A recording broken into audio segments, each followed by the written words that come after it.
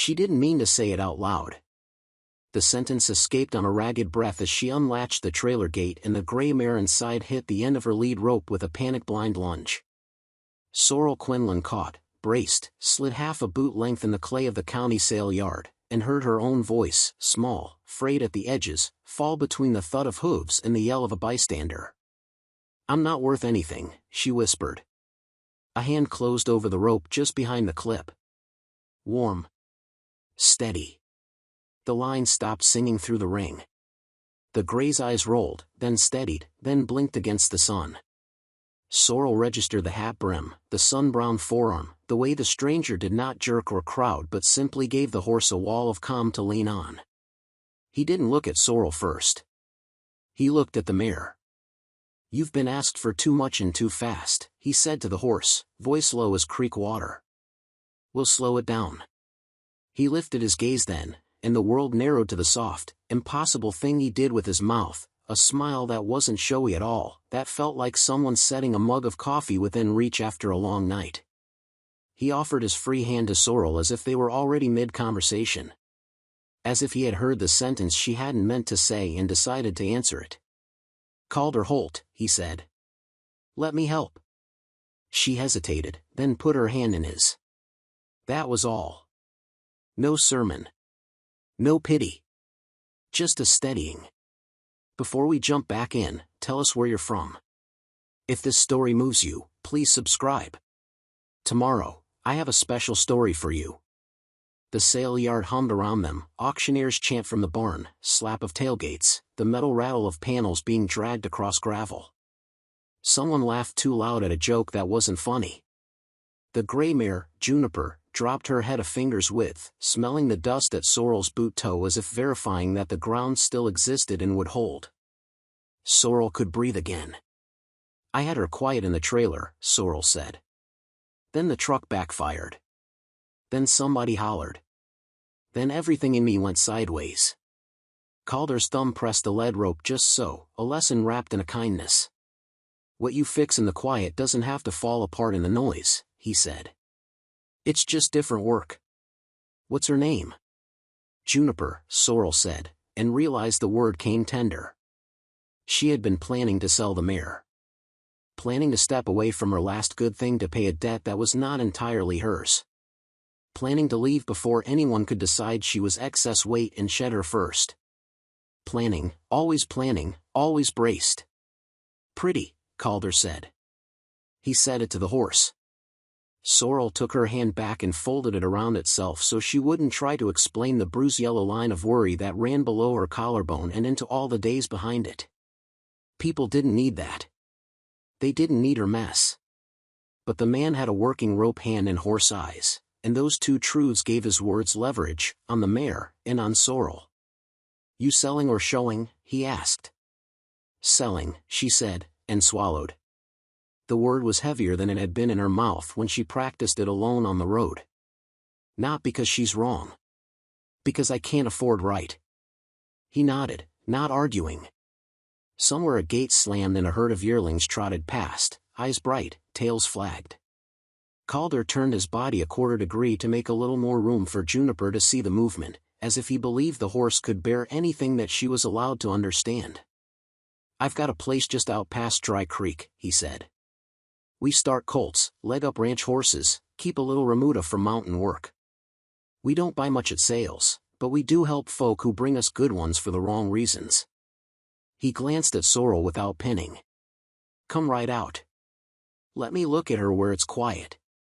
"Quiet costs," she said, before she could stop herself. It came out a little sharp, a little defensive, like a dog snapping at the hand that's only tried to give it water. She hated that in herself. Hated how the worry that had kept her alive sometimes also made her ugly. Calder's smile didn't flinch. "I've been broken 3 different ways," he said. "Money. Pride. Heart. The only one that couldn't be fixed with chores was the last one. We'll call it square if you'll help me sort a bunch of flatland calves who think the mountain's a suggestion."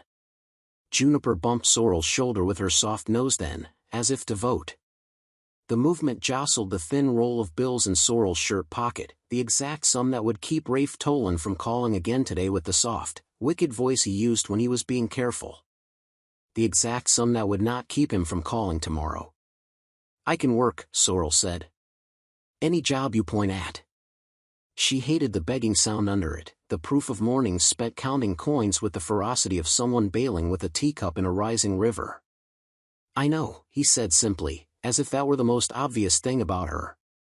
"Load up. Follow me."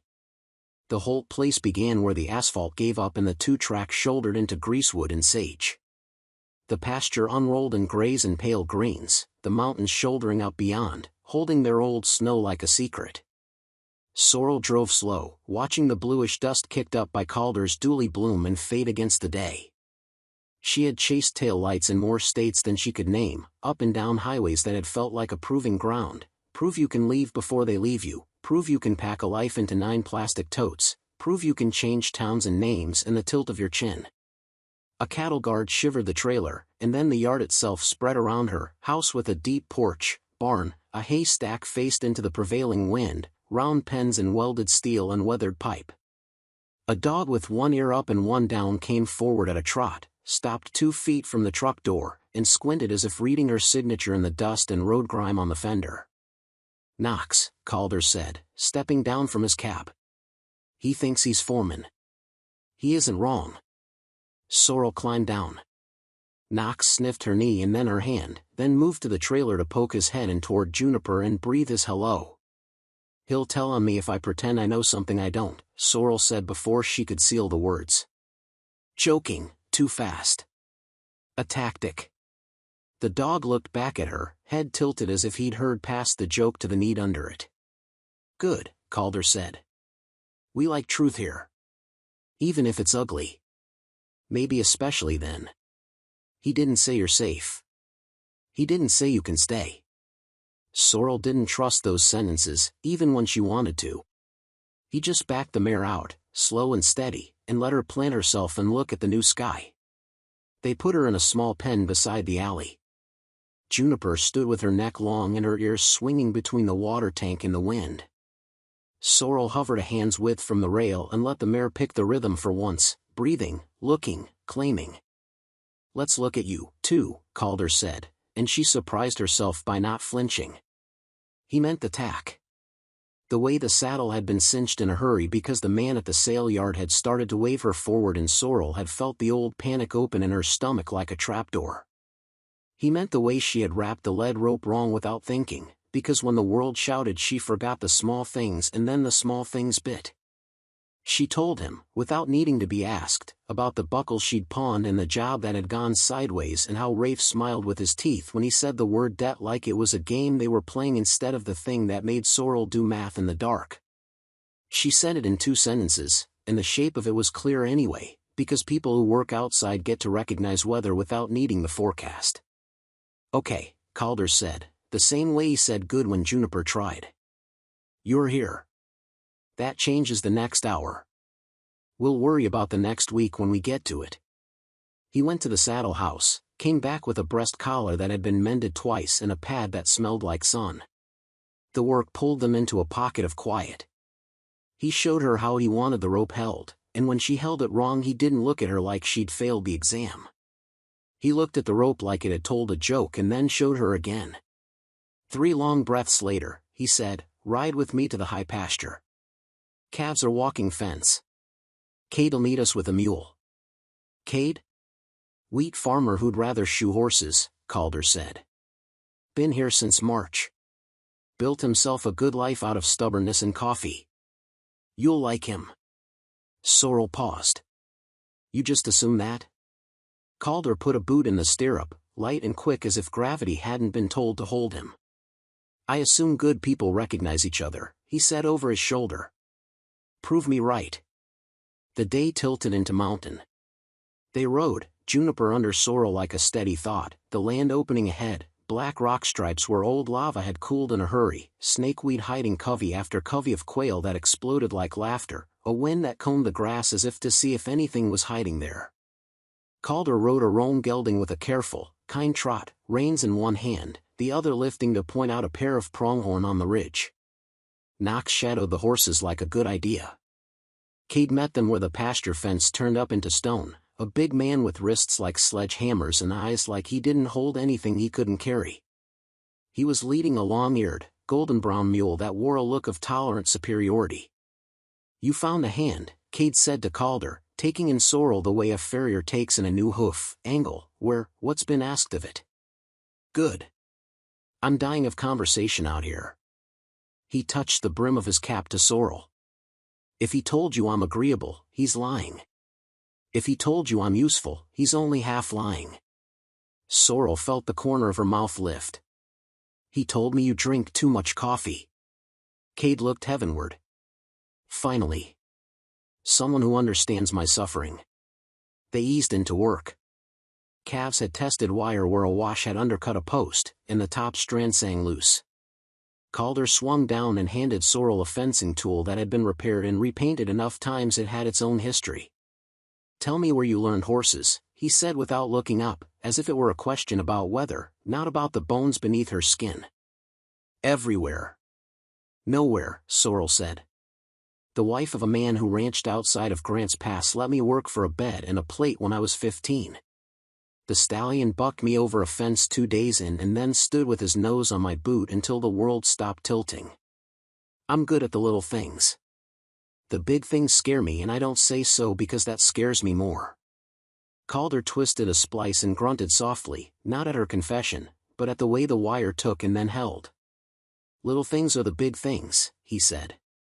"People who say otherwise haven't been bucked off enough. They set posts, tamped rock, pulled wire tight and sang it home."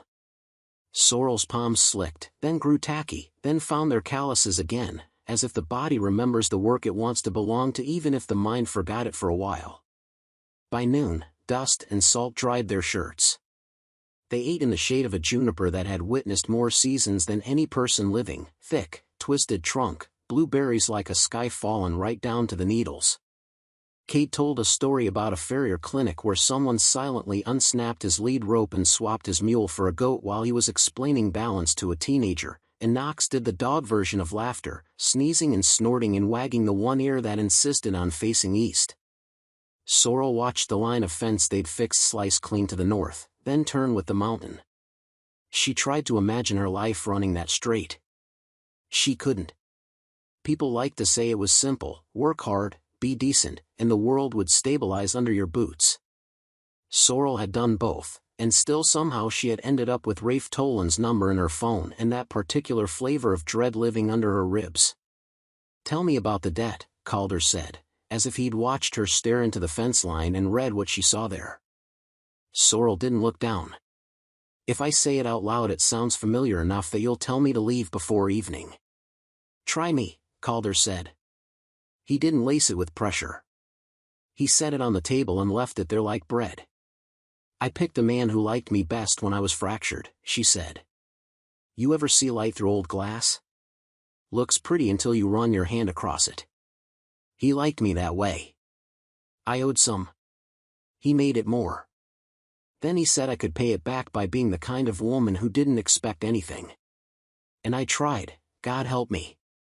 Except it turns out a person who doesn't expect anything is a bad investment." She blew out a breath that tasted like iron. "I left. The debt didn't." Cade's chewing slowed. Calder's jaw went from easy to decisive, like the moment between gathering and a horse lifting into a lope. "And he's calling," Calder said. "He's always calling. Does he know you're here?" "No." She turned the water bottle cap hard between 2 fingers. "If you want to drop me in town after we get the fence tight, I won't hold it against you." Calder didn't answer right away. He folded wax paper around a sandwich as if it mattered how the corners met. "Rafe Tolan's not the first man to misunderstand what a debt is," he said at last. "Work here. Cash wages. No advances. No tabs. No favors. No trophies. We square up every Friday like adults, and if a man calls, you answer when and how you like." Sorrel faced him. "You know his name." "Small Valley," he said. "Big mountains. News echoes. Also, you're not the first person to crawl out of a trap and get their feet under them on this porch. Do they stay? Sorrel whispered, hating the ache in the question. Hating how it sounded like she wanted. Some. Most move on because the place they build inside themselves is finally bigger than the one on the map. Either way's a kind of staying. Cade got to his feet with a sigh that had comedy in it. Enough soup for the soul. We fix fence or the cows'll vote us out at the next meeting. Evening fell like a soft blanket used hard. Work poured Sorrel empty in the good way, her muscles hummed the steady chord of purpose. When the light blew sideways and turned the dust to gold, they drifted back to the yard. Juniper drank, then blew bubbles and looked at Sorrel like maybe the sky wouldn't fall tonight. Truck keys are by the back door, Calder said, as he forked hay into a feeder near the alley. There's a bunkhouse across the pasture, it's clean and it locks. You can have the end room if you want the extra window. Window, Sorrel said, and the word meant something she didn't have language for. Dinner's at 6, Calder said. It's simple and there's too much of it. If you don't come, I'll send Knox to stare at you until you give in. I believe him capable, Sorrel said, touching the dog's head. She walked toward the bunkhouse with a clean towel over her shoulder and the kind of sore that promised she'd sleep like a stone. The door swung on a hinge that needed oil, the room beyond smelled faintly of soap and old coffee, and someone had left a little glass jar on the dresser with a scrap of paper tucked under it. Take what you need. Leave what you can. Inside, a few quarters, 3 screws, a packet of aspirin, a pen, and a nail that had been bent then straightened for another try. She put $1 in and took the aspirin, and the exchange felt like a sacrament. In the shower she cried once, short and fierce, the water beating everything level. Not for Rafe. Not even for the weight of all the past roofs. For the simple, unreasonable fact of a door that locked in a room with a window. Dinner was chili and cornbread. Calder ate like a man who had skipped 2 meals to get to this one. Cade told another mule story. Knox took his piece of cornbread to a corner and ate it like a secret. Before dishes, Calder said, tomorrow we take yearlings to grass up at Box Elder. You'll ride a different horse. Juniper can watch and think about what she wants to be. What if she wants to be a deer? Sorrel asked. Then we'll talk to her about taxes, he said, deadpan. Cade snorted chili through his nose and had to go outside to cough and laugh where it wouldn't terrify the bread pan. Sorrel carried her bowl to the sink and thought, I could stay. And the thought slid under her ribs like a wedge, a good wedge, the kind you use to keep a gate open when both your hands are full. Her phone lit up on the table. Rafe, it said, polite as a snake in the sun. The light turned her stomach into gravel. She let it buzz until it stopped. After 2 more rings it went silent, then flashed a message, you owe what you owe, Sorrel girl. World keeps score. I'll be around. Calder's eyes flicked to the phone and away again. He didn't comment. He didn't save her. He just rinsed his bowl and set it in the rack, and somehow that respect was a bigger rescue than interference would have been. They loaded at dawn. Box Elder opened like the inside of a cathedral, red walls, ribbon of cottonwoods cut with water that still remembered snow. The yearlings trotted in a clump until they didn't, then spread thin across the meadow like gossip. Sorrel rode a stout sorrel gelding named Humbug who pretended to be offended by everything and then forgave everyone. Knox worked at a distance, pressure and release, reading the cow's opinions the way Sorrel had learned to read men's. Calder showed her the way the canyon caught weather, how the water rose when the ridge got its single black cloud, how the sound changed when the bend below the beaver dam filled and spilled. He kept the instruction light, folded into story, so that Sorrel didn't feel examined. She felt considered. At noon, while the cattle chewed and blinked, a truck eased down the 2-track and stopped near the old cottonwood with the lightning scar. Rhett Caro stepped out, hat clean, boots clean, shirt so new it still had the stiff look of a thing no work had been asked to bless. Rhett had been in Sorrel's phone, too, a lifetime ago, under a different name. He'd been Calder's childhood friend and sometimes hand, who left each spring for oil field money and came back in the fall with a truck that cost more than the house he slept in and a look in his eye that said food tastes better if someone else is hungry. "Cal," Rhett said, voice bright with a friendliness that didn't ask any questions it didn't already have answers for. "Heard you found someone to patch fence. You going to teach her cattle or feelings?" Calder turned the roan so they faced. He didn't rise to the bait. "Good to see you, Rhett." He meant the good part. Calder's worst insult was to tell the truth and then leave it alone. Rhett tipped his hat toward Sorrel without looking straight at her, like she was either dangerous or ignorable and he hadn't decided which yet. "You from around?" Sorrel shook her head once. "Passing through." "You one of those?" Rhett asked. "One of what?" He made a vague circle with his hand as if describing fog. "Drifters. Girls who show up in spring and need saving and cost twice what they fix." Calder's jaw moved. "Only once." "She's a hand," he said, and let the words sit like anchors. Rhett blinked, then grinned a little too hard. "Well, I'll have to ask her if she wants a job that pays more than advice." He shifted his attention fully to Sorrel then, and it felt like stepping into a draft from a door that shouldn't be open. "You like clean trucks and weekends?" "I got both." "I like fences that hold," Sorrel said. "And men who don't talk over the people they're asking to impress." Cade made a noise that might have been a cough or a laugh. Calder didn't move. Rhett's grin lost a tooth. "Suit yourself," Rhett said. "Just remember, Calder doesn't hold on to anyone who doesn't hold on to themselves first." He climbed back into his truck and the canyon swallowed the sound as if it had better things to echo. Sorrel let out a breath that had gone in jagged. "Is he right?" she asked. Calder pushed his hat back a notch to wipe his forehead with the back of his wrist. "About what?" "About you. Holding on." He looked at the cattle. "I learned to hold on to the job and let people decide for themselves if they're staying," he said. Then, as if he could feel the question ripple inside her, he added, "That isn't the same as not wanting them to." She thought about that, the space it created in her chest, a place where she could want and not be punished for it. Where staying could be a choice that didn't put anyone in a choke hold. "Drink," he said gently, and when she lifted the bottle he watched to make sure she'd actually swallowed. It wasn't possessive. It was practice. Someone had taught him to care in ways that did not claim. The week settled into a rhythm that Sorrel would have mistaken for grace if she believed she deserved any. Morning feed. Water lines. Saddling in the half-light. Riding out into the mountains, old grammar, slope, draw, bench, ridge, until the land made sense again and, with it, her own breathing. Work had a way of making her strong where she had been taught to be small. Horses do not read shame, they only read seat and hand, and when Sorrel gave those honestly, they gave her back something clean. Juniper watched from the pen at first, then walked quiet circles in the round pen while the wind played with her mane, then followed a flag with a skeptical ear, then licked and chewed like someone tasting the idea of trust for the first time. Sorrel didn't ask for too much.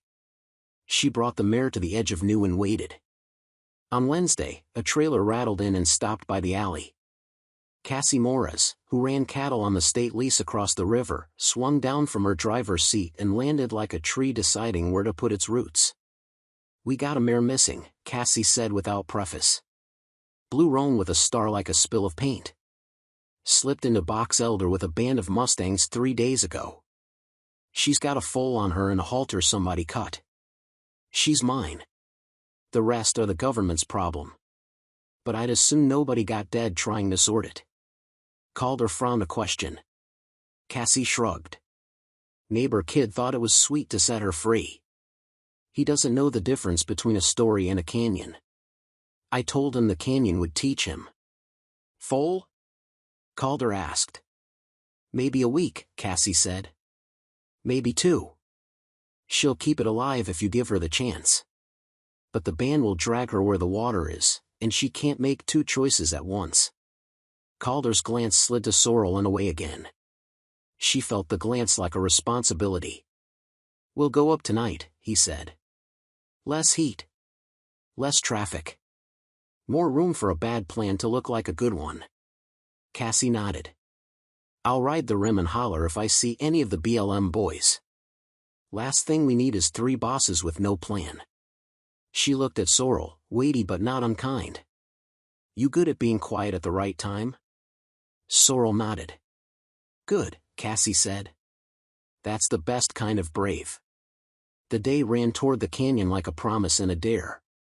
They packed the mule with a coil of rope that had seen both weddings and wrecks, a canvas bag with a handful of tools, 2 halters, a pocket full of prayers nobody mentioned. Knox wore a look that was mostly wolf and a little bit choir boy. Calder's voice changed when he talked through the plan. Not softer. Not louder. Just precise. No heroics, he said. We'll work the edges of what the mayor already wants to do. The band will drift toward water at dusk. We'll be where the side draw gives her a second option. If she chooses it, we help her. If she doesn't, we don't trap her. If anything feels wrong, we back out. Sorrel listened as if each word were a note in a net they'd cast across the night. Hold here, give there, keep the pattern. They were a mile from the mouth of the canyon when a truck eased in behind them. Sorrel felt the recognition in her spine before she saw the grill in the mirror. Rhett's truck again, idling too close, chrome smug. He rolled down his window. Evening, neighbors, he said. You going sightseeing? Thought I'd tag along. Heard there's free horses in those hills. Calder didn't stop. Go home, Rhett. What? I brought a rope and everything. Rhett held up a coil that had been rotting in the bed of his truck since a 4th of July 2 summers back. It looked like a bad joke. We're not catching anything, Calder said. We're setting up a choice. Rhett laughed. That's a city word for stealing. Calder's tone didn't change. We're helping a mare keep a baby alive. She belongs to Cassie. The rest belong to the land and the law. You want to help, take a thermos to the BLM techs and tell them you're sorry for calling them names on Facebook. Rhett's grin soured, but he backed off a truck length. He followed anyway. At the canyon mouth, Cassie's head and shoulders silhouette lifted from a rimrock perch and tipped its hat toward them, barely visible against the sky that had blown itself into broken color. She pointed up canyon, then pressed 2 fingers to her lips in the universal language of hush. They went in on foot. The air carried the green, wet note of cottonwoods and the dusty, electric whisper of hoof on dry gravel. Far ahead, where the canyon folded against itself and made echoes have to choose, the sound of a small horse crying threaded the rest of the noise. Sorrel felt it in the meat of her chest like someone was hauling a rope through her ribs. Full, Calder breathed. They let the canyon chew time. 10 minutes and it felt like 10 days. The band showed itself in sliding pieces, dun mare with hair coarse as broom, blue roan cousin, a couple of bays with the rangy, opinionated look of things that have belonged only to themselves. The stallion came last, not because he was slow, but because he had learned you don't show your hand until the card is worth it. He had one torn ear and a triangle of white on his shoulder where the sun had burned a scar into a story. Behind them, as if trying to hide from its own legs, the roan mare with the star hesitated, then hurried, then hesitated again. The foal pinged off her legs like a stray thought, then tucked, then bleated once more, a sound like a squeaky door in a house that hasn't been touched in a decade and then suddenly is asked to hold a family again. Calder measured the space between the band and the side draw with his eyes. Sorrel saw the math on his face, not numbers, but the arrangement of tendencies. He touched her elbow once. When she looks left, we make left look easier, he said. When she looks right, we give her the right to be right. Sorrel nodded. The night didn't feel like a test. It felt like a chance to keep a promise she hadn't known she'd made when she chose to put both feet on Holt dirt this week. I will be where living needs hands. They set themselves like cairns along the line where the draw peeled off and asked the mare a question. Cassie's shadow moved on the rim like a wise ghost. Rhett's truck, far back at the mouth, winked once as he turned off his lights too late. The band hit the choice and spread like mercury. The stallion put himself where he wasn't needed, posturing at a shadow while the lead Mares did the real work of reading trail and water and hunger. The roan mare stalled. The foal bumped her and then tripped and brayed its thin outrage and scrambled up again. The sound tugged the band forward like a rope through a ring. "Now," Calder murmured. Sorrel stepped into the draw's mouth with her body turned so she looked like a gate that had been left open carelessly. Knox eased the other side, all suggestion and no teeth. The mare's ear flicked toward the smaller line of cottonwoods, her body leaned a degree into the idea of it, and then Rhett, impatient, clumsy, trying to be useful in the only way he understood, snapped a dry twig under his boot like a shot.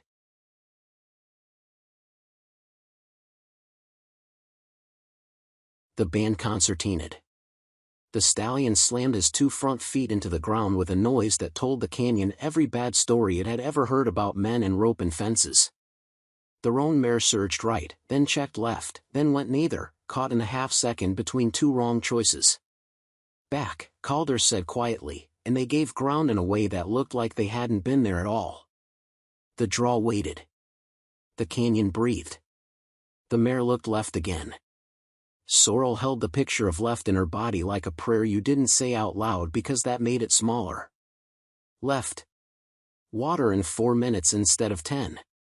Left. Less rock. Left. More cover for a baby who hadn't figured out yet what the world wanted. Left.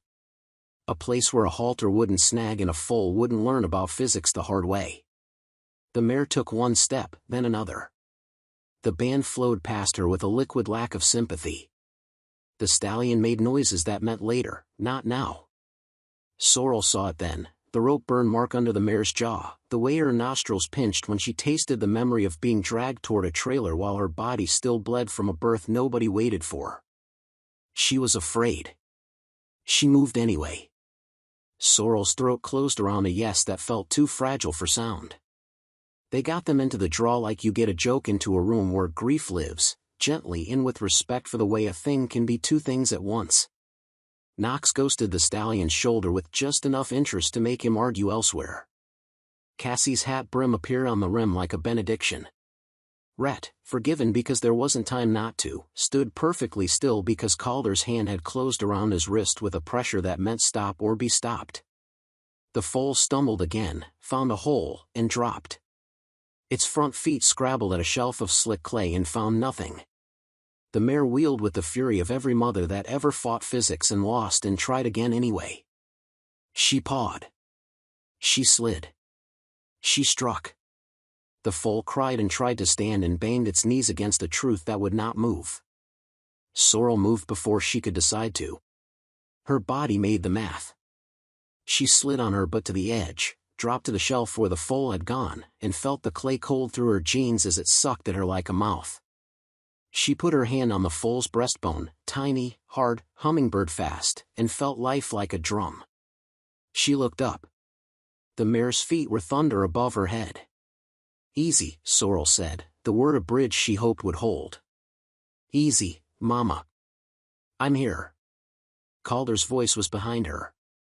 "Calm, that had teeth in it. Don't get between them. Let the baby find you and the mare decide she can stand it. Cass, rope to the cottonwood root. Kate, dig your heels into the bank and be a post." "Got it," Cassie said, and her rope hissed like a good idea being put into action. Sorrel slid 1 hand under the foal's chest and lifted enough that its hooves found something that wasn't air. The foal bleated like a pulled nail. The mare's head came down, white star bright enough to be its own moon, and Sorrel felt the heat of her breath along her wrist. For a second it was all teeth and fear and old halter scars and the memory of men who wanted their way more than they wanted the animal to live. The mare snorted, blew out a universe of old hurt, and then, God bless every teaching creature, she stood. "Good Mama," Sorrel whispered. "Yes. Yes." They made a ramp with their bodies and a rope and a branch and the kind of faith that looks like engineering.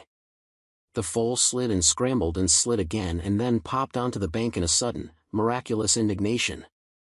It shook, sneezed, shoved its nose under its mother's belly like a child who'd just remembered the word home. The canyon exhaled. "Out," Calder said quietly. "No heroics. We're ahead. Let's not get behind."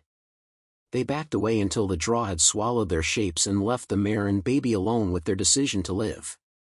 Cassie's shoulders slumped in relief. She wiped her face with both hands and came away with dust and salt and something that looked like gratitude. Sorrel climbed the bank last. Her heart had learned a new rhythm and wasn't quite willing to go back to the old one. She stood where the land was flat and shook her hands out like she had been holding a current and had to convince her body she wasn't anymore. That, Rhett said, and he almost meant it kindly, wasn't stealing. Calder didn't answer. He was looking down canyon, his face gone still in the way that means something has changed toward worse. Sorrel followed his gaze. Up canyon, the single black cloud Calder had taught her to watch for had undone itself along the rim. A lazy rain had turned deliberate. The sound in the canyon changed. Not louder, at first. Deeper. It was as if the ground itself had cleared its throat and said, "Pay attention." "Water," Cade said. "From where?" Cassie asked, though she already knew. "From everywhere," Calder said. His voice had gone careful. "We're not outrunning it on the canyon floor." The band of Mustangs had felt it, too. They bunched and then elongated, the stallion gathering, the lead mare choosing, the roan mother with the star caught in the terrible calculus of keeping up without breaking her baby. "Rhett," Calder said, "get to your truck and put it across the low spot at the mouth. Stand on the running board and wave like your life depends on it, because it does. Keep people out until we're clear." Rhett didn't argue. He ran, and the dust he made rose and then fell to meet the dust that came on its own. "Cassie," Calder said, "you and Cade take the high trail with the mule. Don't let the rope drag." Sorrel. He didn't finish. Not because there wasn't more to say, but because the sound under the sound resolved itself into something with teeth. A log bumped the bend below them and spun and disappeared in foam. The slick bank where the foal had been caught turned to soup in front of their eyes. "High trail," Calder said. "Now." They moved. The high trail was a scratch in the side of the canyon, hoof marks and intention, not much more. The mule went first, because mules don't argue with physics, and Cade set his weight and made being careful look like a skill. Cassie followed, then Knox with his ears stuck hard forward as if he could point himself where he needed to be, then Sorrel, then Calder behind her because sometimes the safest place is the person who knows what you don't. The band took the low route because the lead mare had learned one path and the land had taught her wrong tonight. Calder swore under his breath. "They'll cross at the gravel fan if they can get there ahead of the wall," he said, mostly to himself, then louder, "Keep moving. Don't stop to watch." They rounded a shoulder. The mouth of the canyon opened 3 corners ahead, and the sky there looked bruised. Rhett's truck glinted where he'd turned it sideways across the 2-track. He'd done one thing right, at least. A sound like a freight train that had missed its tracks filled the air behind them. Sorrel kept moving because he'd told her to. She put one hand on the slope and used it like a third leg. Dust turned to paste under her boots. "Step where I step," Calder said behind her. "If I stop, you stop." "I won't stop," she said, and hated the fear in it, but the fear was honest. "You can," he said, and the sentence felt like a rope thrown out over dark water. "You can stop. You can start. You can choose." They hit the narrowest part of the trail, a place where a rock slide years back had taken the old path clean and left a nothing that people had poured gravel into until it made a something just wide enough for a person who didn't look down. The mule had gone through with the stubborn, elegant balance of things that understand consequences. Cassie had felt her way across with hands wide and jaw clenched. Cade had thrown a joke over his shoulder about gravity being overrated and then set each boot like a prayer. Knox had drifted across the way water does when it knows the bank will hold. Sorrel stepped out. The gravel shifted. The wall leaned away from her just a fraction. It was enough. The sound behind them, water running out of patience, hit the bend and shouldered into a new shape. Sorrel's stomach dropped and her feet tried to find the old ground that no longer existed. "Don't look down," Calder said quietly. "Look where you want to be." She lifted her eyes to the next sure rock. The trail trembled like a thing breathing shallow. Her right foot found the rock. Her left foot slid. Her hand shot out and found the root of a dead juniper that had been waiting a decade to do this one small kindness. She caught and held. The root held back. The canyon went loud. The wall of water came around the bend below them in a mixed misery of sticks and foam and memory and rage, and the Mustangs threw themselves at the crossing the way living always does, blind and brave and fierce and unwilling to consider any ending that doesn't end in breath. Sorrel looked where she wanted to be. She put her weight there. The root squealed in the dirt. The rock accepted her. And then a scream cut the air, hoarse, not human. A high, tearing sound that lived in the place where the chest meets the throat. Sorrel's head snapped toward it without her consent. The roan mare with the star had stepped off the cut bank onto what had been gravel and was now a godless churn. The foal had tried to follow, gotten a foot tangled in the halter hanging from the mare's jaw like a curse spoken in the dark, and the water had taken the slack in the rope and turned it into a noose. The mare fought, fell, rose, lunged, fell again. The foal's nose went under and then up and then under and then. Sorrel moved without permission from any part of her that liked living. She left the narrow path and dropped to the shelf below, a shelf that existed for exactly one body and one bad idea, and grabbed the trailing end of halter that snagged on a root. The rope burned her palm. The water hit her boots and made her bones debate about whether they were boats. She rapped twice and sat down and leaned back like someone who had decided not to be moved. "Don't!" Calder shouted. Not anger. Terror. "I've got it." Sorrel yelled back, and hoped God wasn't listening because people say that sentence in stories right before the story decides to teach humility. The mare surged. The rope ripped another layer of skin off Sorrel's hand and cut a groove in the root and sang like a thing alive. The foal bobbed once, twice, found the surface with a noise like a sob, then disappeared again. The world nothing down to the feel of rope and the insane decision to hold anyway. "Calder!" Cassie's voice, high for the first time Sorrel had heard it, a name used like an emergency. "Hold!" Calder's voice, below her now, impossibly, as if he'd dropped from the trail into the churn. "I'm with you." "Hold!" He was there.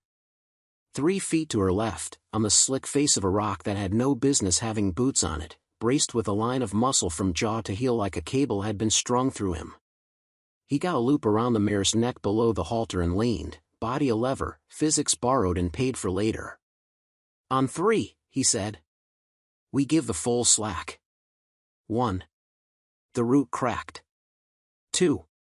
The rope jerked as the mare lunged. 3. Sorrel shifted her weight and released and took again, and the mare rolled and the foal shot forward on legs that had not learned shame yet, and the water lifted to take all of it because that's what water knows how to do.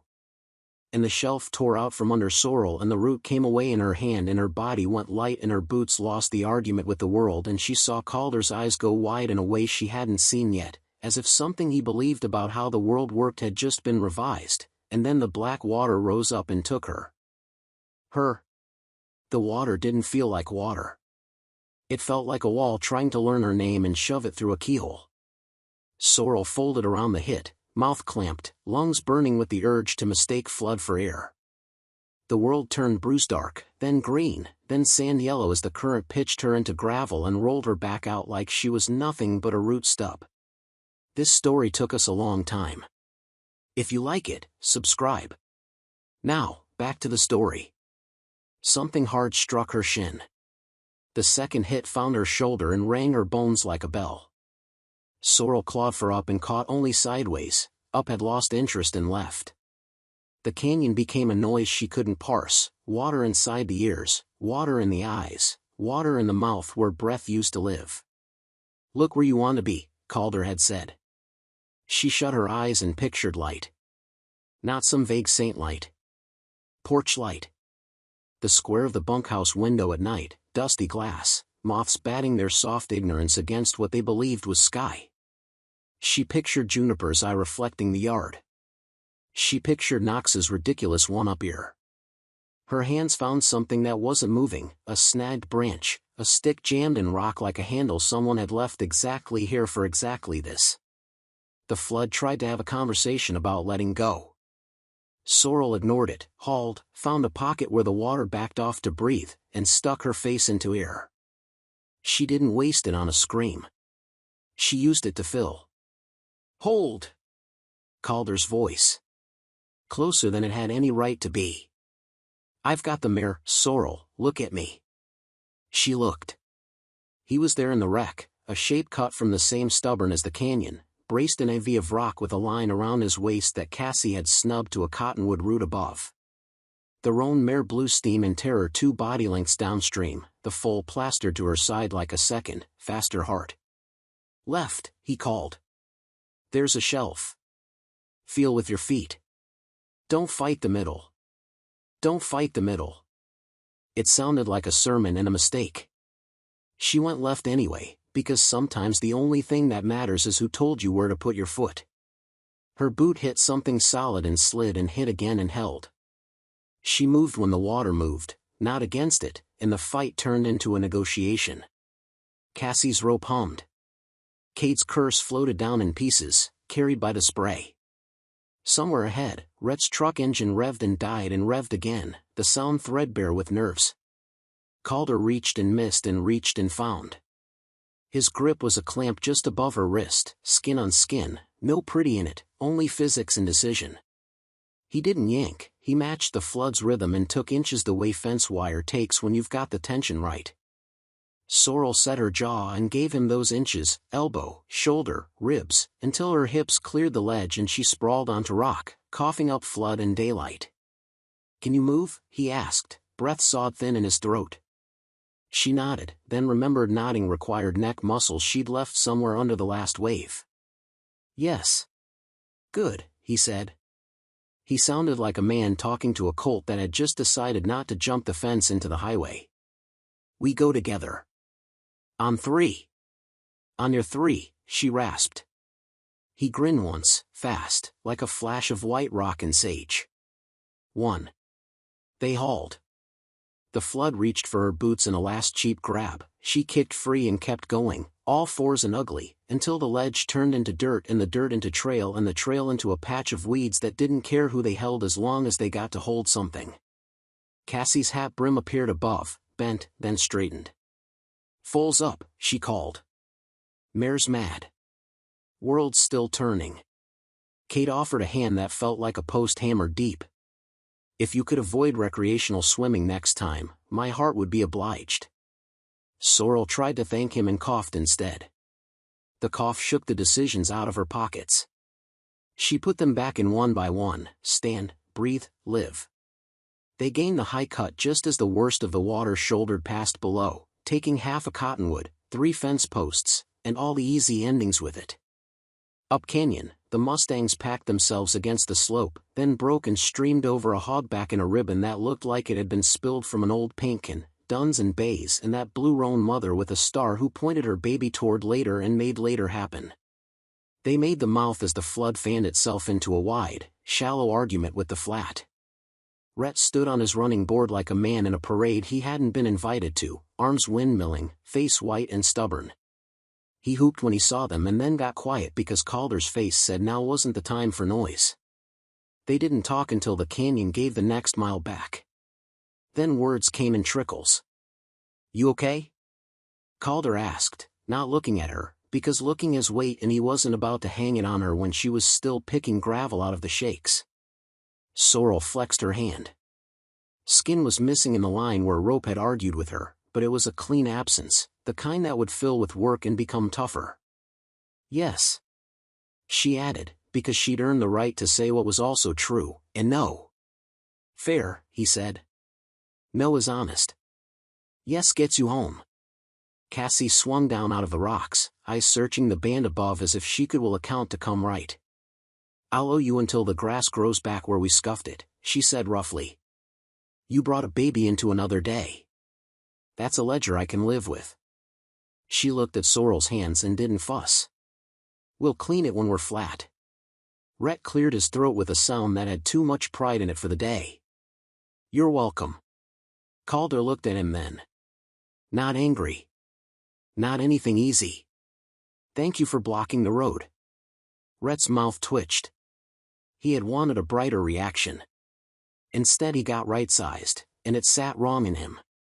"Anytime," he said, and the word didn't quite know how to mean what it was supposed to.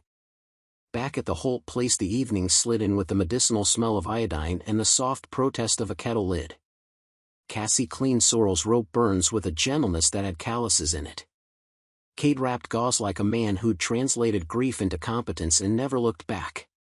Knox lay with his chin on his paws and stared in case anyone forgot they were alive. "You'll be sore like a fresh truth," Cade said. "Tomorrow you'll invent cuss words I ain't heard." "I'll write them down for your education," Sorrel said, and startled herself by smiling.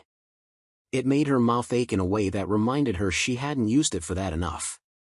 Juniper, from the adjoining pen, blew a question that was 30% curiosity and 70% accusation. Sorrel stood and went to her, shoulders protesting, and put her forehead against the mare's cheek. "I am still here," she said into the soft hair that smelled like wet and metal and salvation. "On purpose." Her phone was face down on the table.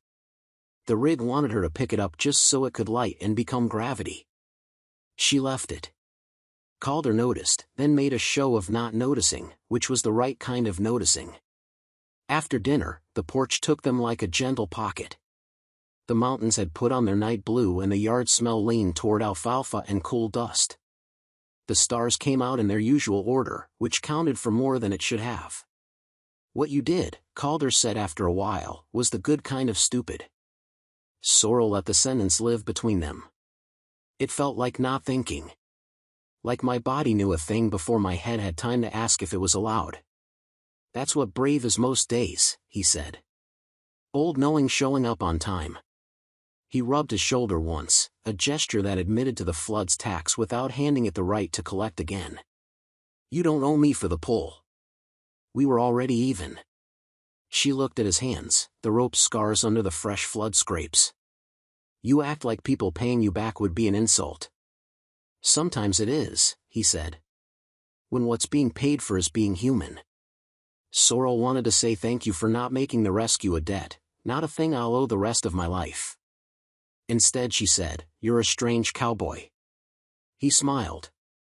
"Says the woman who argues theology with a rope." They slept like people who had given the river back its water. Morning came with an ache that had edges. Sorrel put her feet on the floor and learned where the flood had set up little monuments. She stood anyway. She had learned to stand in worse rooms. Coffee was a verb, not a noun. Cade did it until the pot stopped having opinions. Cassie came by with news from the rim. The Mustang band had cleared the high country, no bodies in the low. Their own mother and her foal had made a small camp on a bench above Box Elder and were eating like they'd invented the idea. "We'll check the cut bank when it drops back," Cassie said. "There's at least 3 fence posts in Utah now. But I'll take it." She looked at Sorrel's hand. "How's the argument?" "Rope won the first half," Sorrel said. "I plan to come back in the third." Cassie nodded, satisfied. "You staying?" The question wore work clothes. Sorrel answered with something her body made without permission, "Yes." Then she added the part her body didn't know and her brain had to learn to say. "If Calder wants me." Calder didn't look up from his plate. "I want you." The sentence didn't blush. "Work's bigger than our hands most days. You make it smaller." Knox thumped his tail once, as if to witness. That afternoon, with the flood discussing consequences with Box Elder, they moved yearlings off the hay trap and up onto the bench pasture. Sorrel rode Humbug, who disliked the idea of civilization and liked it anyway because it meant he got to be mad on purpose. Juniper walked with Cade in the alley, learning about gaits and the way humans sometimes get their toes in the wrong place. "You keep riding her like that," Cade said, "you'll have a horse that volunteers for the hard parts." Sorrel kept her hands quiet and her ideas smaller than Juniper's so the mare could discover them and pretend they were hers. The barn swallows wrote their wild cursive above the alley, the light turned itself thin toward evening. Rhett rolled up in his truck and stayed in it. He watched the work from behind the glass like someone peering into a church he didn't believe in. When Cade waved, Rhett waved back too late. When Sorrel glanced up, he looked away too slow. Problem? Calder asked, low. Not yet, Sorrel said. But he's practicing. Calder made the considering sound he used when he was solving a fence with 2 posts and 1 idea. He wanted to help last night and we didn't need the help he knows how to give, he said. Some men break themselves on that. Or go find something else to break, Cade muttered. Rhett left without a word. Dust unstitched the road behind him. In the slow space after chores, Sorrel took Juniper into the round pen and traded with her, my feet quiet for yours, my eyes soft for yours, my breath steady for yours. When the mare finally blew that long, soul-deep exhale that says I choose to be here, Sorrel almost relearned how to cry. She didn't. She laughed instead, soft and disbelieving. You're not broken, she told the mare, which is what she meant for herself. A truck door slammed out by the road. Knox lifted his head and announced in one soft woof that someone was here who thought they had a right. Sorrel looked up. Rafe Tolan walked through the gate like it was a swinging door into an old habit. He wore town boots and a town smile. The leather jacket was wrong for the day but right for what he was selling, movie version of a man who gets his way because that's what the soundtrack says. Afternoon, Sorrel girl, he said, and the name turned to a thin blade when it hit her. Miss me? Juniper's head came up so fast the halter ring clicked. Sorrel put a hand on the mare's shoulder and felt both their hearts at once, rabbit fast and mirror. You're trespassing, she said. Her voice was quiet and competent and the part of her that used to fold around that man didn't get a vote. Rafe smiled at Calder as he came across the yard. You must be the Good Samaritan, he said, as if you were paying a compliment and not laying a trap. I'm here to settle a friendly account. Sorrel owes me money. I'm a simple man. I like numbers to add. Calder took off his hat and set it on a fence post as if to be sure his hands were free for work, not for showing off. If you've got paperwork, the house has a table, he said. If you've got a mouth, it should say the same thing as the paper. Rafe's smile twitched. A philosopher cowboy. He held up a folder. Paper did live inside. Predatory, small print paper that had been written by a man who confused the word agreement with the word trap. She signed. She owes. Sorrel looked at the dates. Looked at the interest that grew like mold.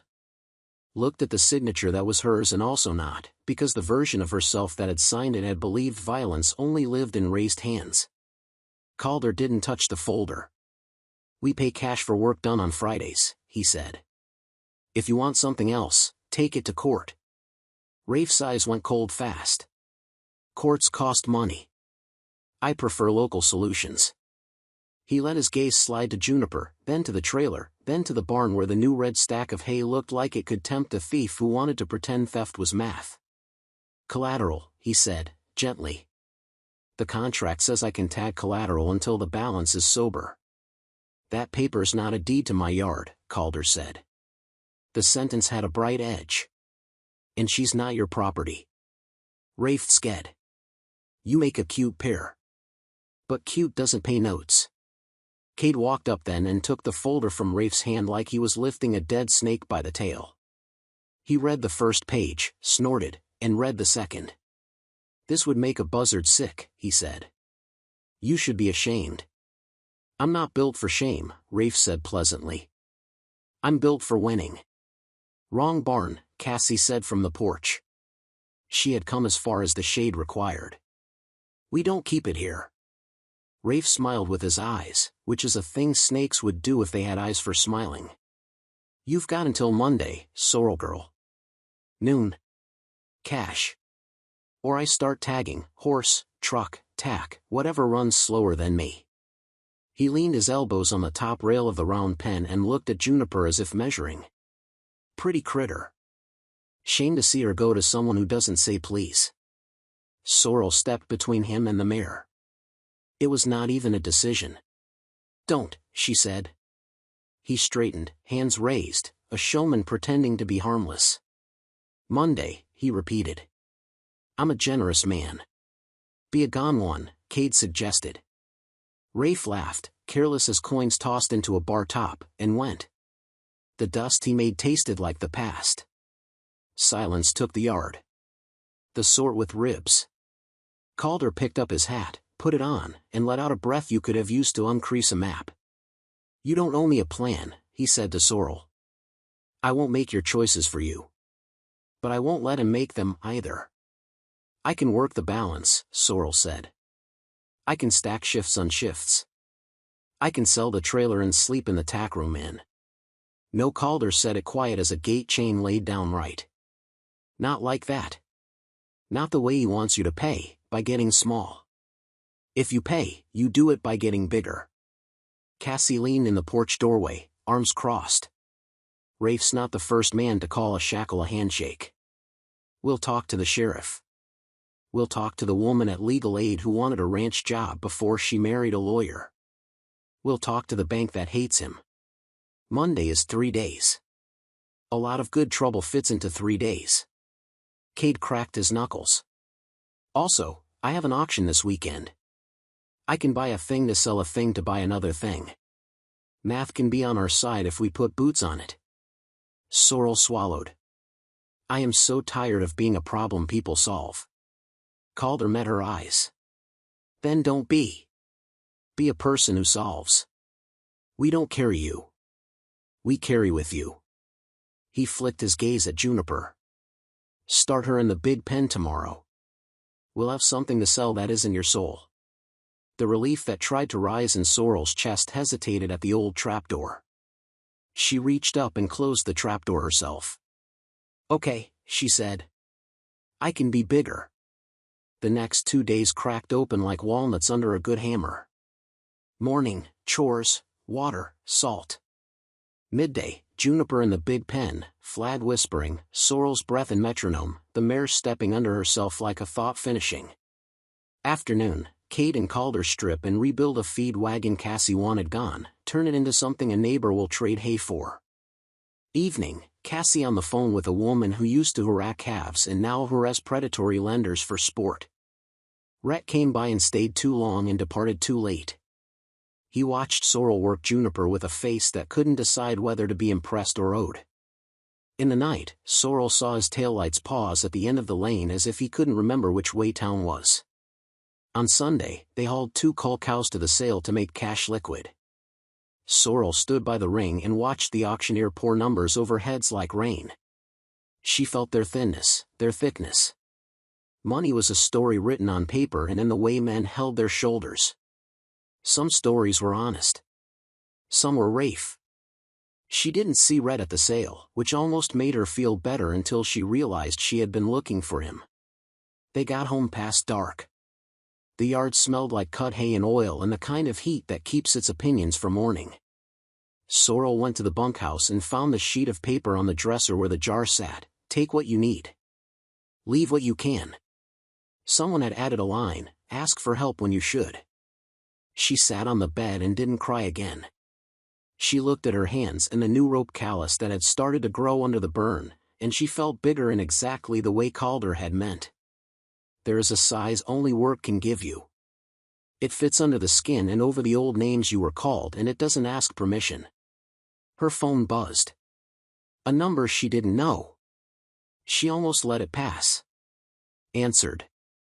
"Miss Quinlan?" The voice was clear, canyon cool. "This is Dana Juarez with San Juan Legal Services. Cassie Morris asked me to call." Sorrel's throat closed around a thank you too big for words. "Yes. I've reviewed the documents she sent. The contract is enforceable in hell and nowhere else," Dana said, cheerful as a farrier with a new rasp. "We'll file an injunction tomorrow morning. If Mr. Tolan touches so much as a lead rope, he'll meet my favorite words, court order." Sorrel put her hand over her eyes and breathed. "Thank you." "Don't thank me yet," Dana said. "Do you have a safe place to be if he throws a fit before the papers land?" "Yes," Sorrel said, and mended down to her bones. "Good. One more thing, if he shows up tonight, call the sheriff and tell them Dana Juarez asked for a civil standby. They'll understand." Sorrel hung up to find Calder at the door. He had the look of a man who'd only heard the tone and not the words. "Legal aid," she said. "We have a woman with boots on the law." He tipped his hat to an invisible person. "I like her." He hesitated. "And I like that you answered." He didn't explain. He didn't need to. Answering is a muscle. She was using it. They didn't sleep much. Not because of fear. Because Monday had a shape and they wanted to meet it right. Dawn came thin and fast. The yard woke in order, sparrows, then swallows, truck gravel noise, coffee, halters, a quiet between words that meant both worry and readiness. They had just set the big gate to move yearlings to the south lot when a horn blat at the road. Not a truck. A sheriff's Tahoe. The woman who stepped out wore her hair in a severe braid and her badge like a thing that got heavy sometimes and that she carried anyway. "Morning," she said. "Deputy Melina Rooks. We had a complaint from a Mr. Tolan about stolen property and a threat. Also a call from Ms. Juarez asking me to be here in case he mistook the law for a suggestion." Calder's mouth tilted. "Welcome. Coffee?" "After," Deputy Rooks said. She glanced at Sorrel, and her face softened a fraction, a horseperson seeing another horseperson by the way they held a lead. "Miss Quinlan?" "Yes." "If he shows," Rooks said, "let me do the talking until you want to. Then I'll stand beside you and do it with you." The horn blat again, different angle. Rafe's truck pulled in fast and braked harder than it needed to, stones spitting from under the tires as if flung by temper.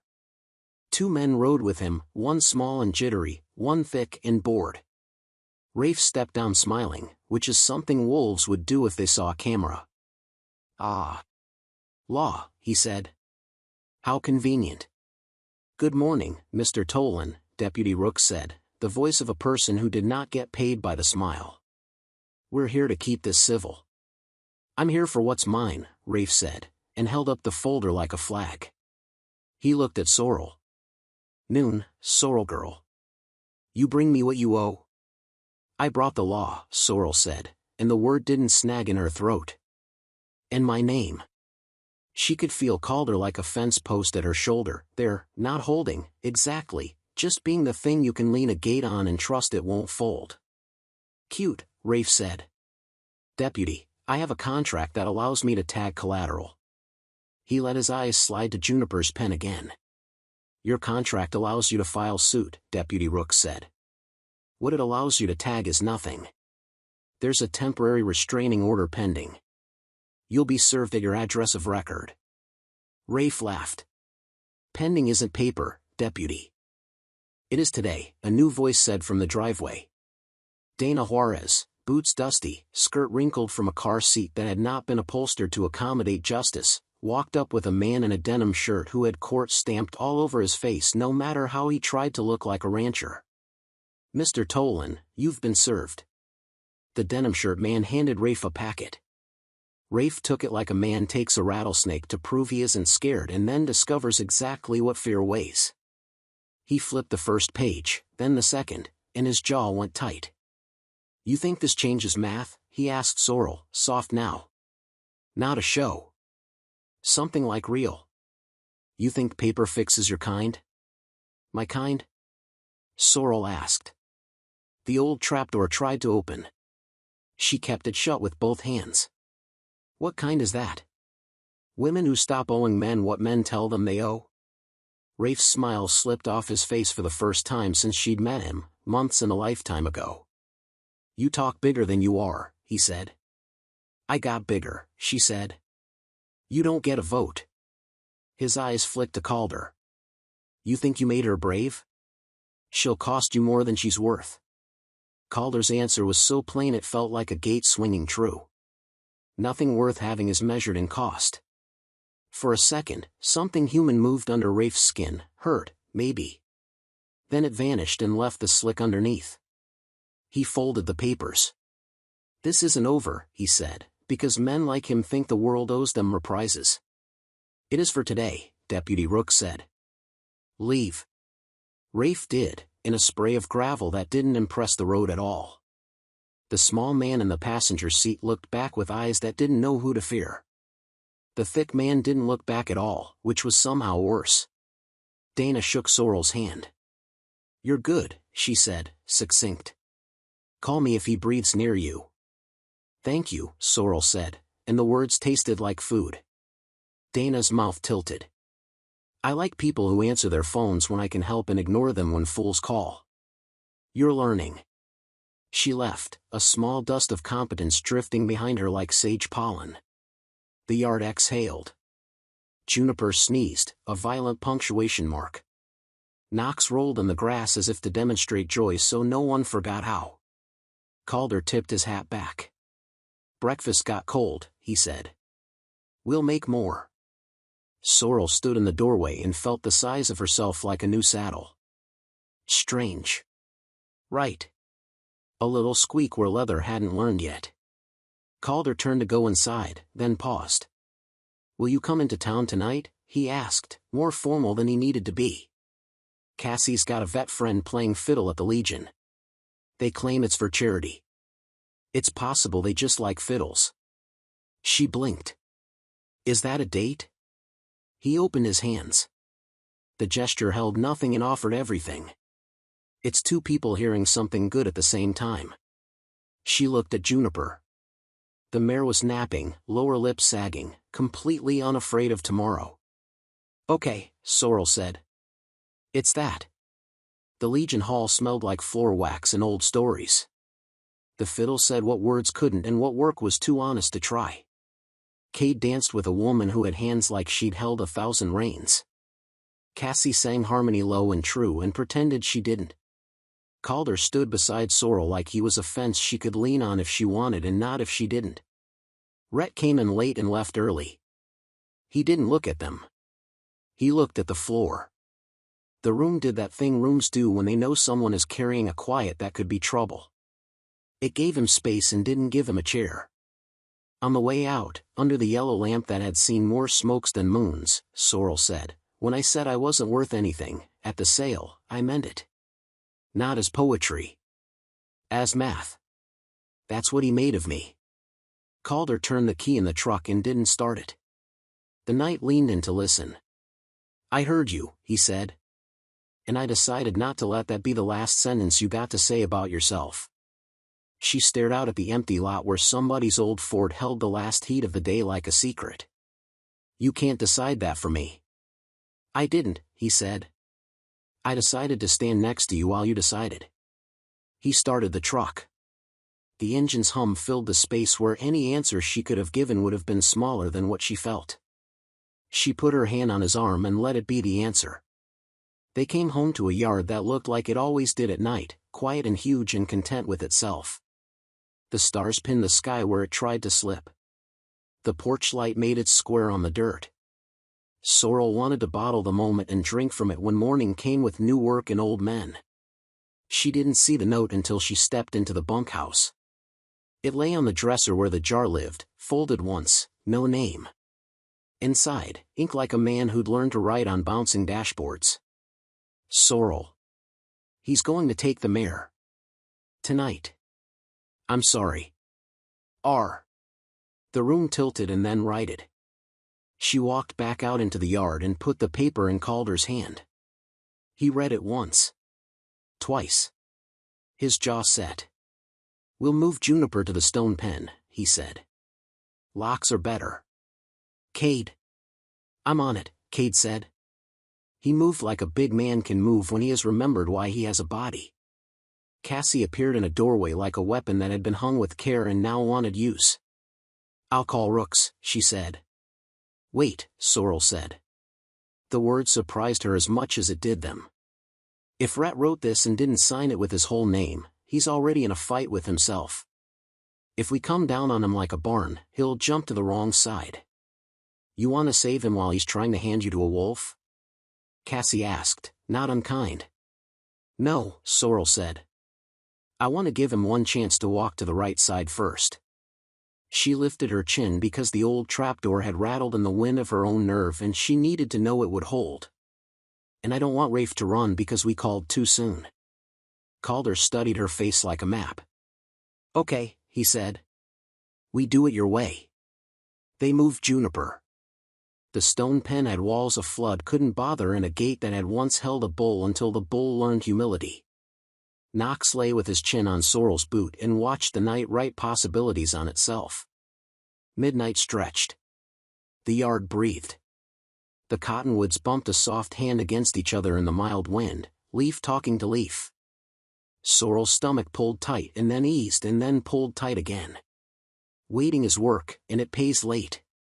A truck engine whispered a mile down the road and killed itself. Another answered. Lights off. The kind of quiet men make when they don't want to own their footsteps. Calder touched Sorrel's elbow once. Cade melted into the shadow by the haystack. Cassie, down by the barn, had a phone in one hand and a length of rope in the other, because some women are both future and past at once and they are deadly with each. The first figure over the fence moved like a man whose boots had never learned to land soft. The second moved like someone trying to erase himself. Rafe's whisper cut the yard.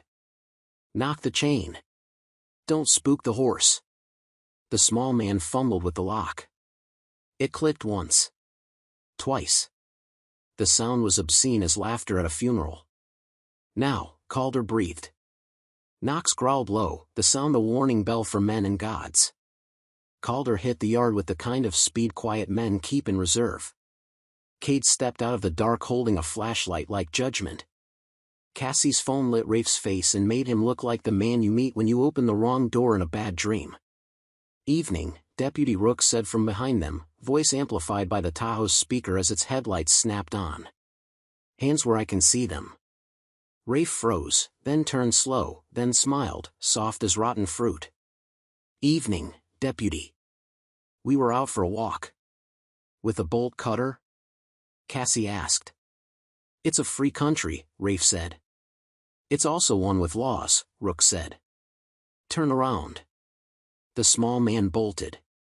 Knox didn't even have to move. Cade stuck one arm out and clotheslined the man with an efficiency that would have been funny if Sorrel hadn't been shaking. Rafe stood very still and very careful while the deputy put his hands behind him.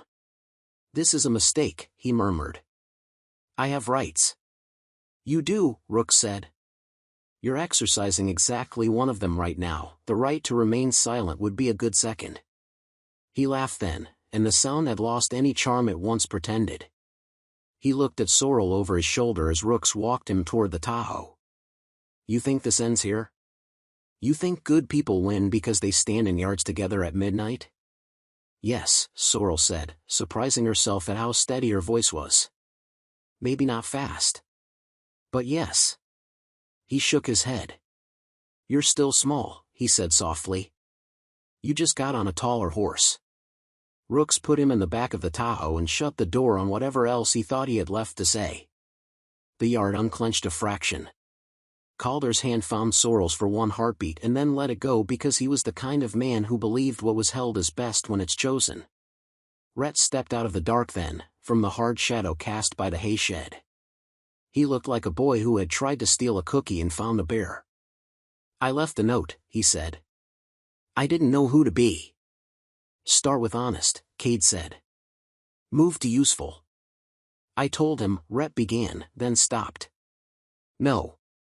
I didn't tell him. I suggested. He heard more. I wanted, he made a helpless motion with one hand. I wanted to be the one who fixed something.